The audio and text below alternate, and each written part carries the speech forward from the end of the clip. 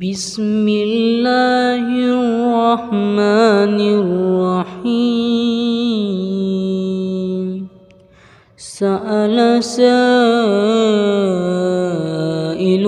بعذاب واقع للكافرين ليس له دافع من الله ذي المعارج. تعرج الملائكة والروح إليه في يوم كان مقداره 50,000 سنة. فاصبر صبرا جميلا إنهم يرونه بعيدا ونراه قريبا. يوم تكون السماء كالمهل وتكون الجبال كالعهن ولا يسأل حميم حميما.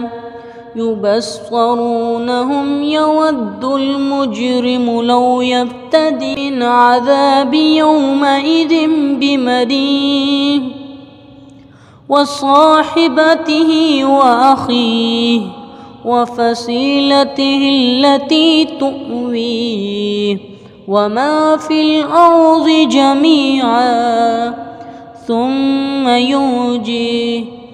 كلا إنها لظى نزاعة للشوى تدعو من أدبر وتولى وجمع فأوى. إن الإنسان خلق هلوعا إذا مسه الشر جزوعا وإذا مسه الخير منوعا. إلا المصلين الذين هم على صلاتهم دائمون والذين في أموالهم حق معلوم للسائل والمحروم والذين يصدقون بيوم الدين والذين هم من عذاب ربهم مشفقون. إن عذاب ربهم غير مأمون. والذين هم لفروجهم حافظون إلا على أزواجهم أو ما ملكت أيمانهم فإنهم غير ملومين. فمن ابتغى وراء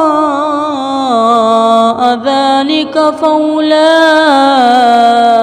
هم العادون. والذين هم لأماناتهم وعهدهم راعون والذين هم بشهاداتهم قائمون والذين هم على صلاتهم يحافظون. أولئك في جنات مكرمون.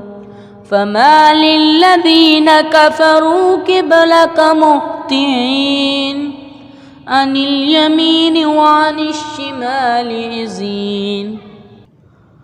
أيطمع كل امرئ منهم أن يدخل جنة نعيم.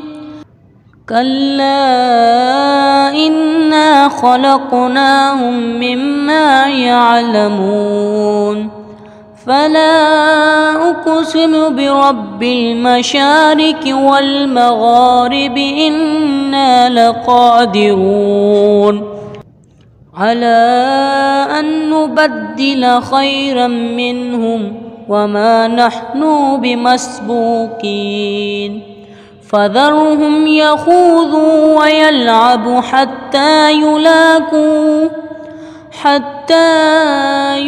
اتقوا يومهم الذي يوعدون يوم يخرجون من الأجداث سراعا كأنهم إلى نصب يوفضون خاشعة أبصارهم ترهقهم ذلة ذلك اليوم الذي كانوا يوعدون صدق الله العظيم.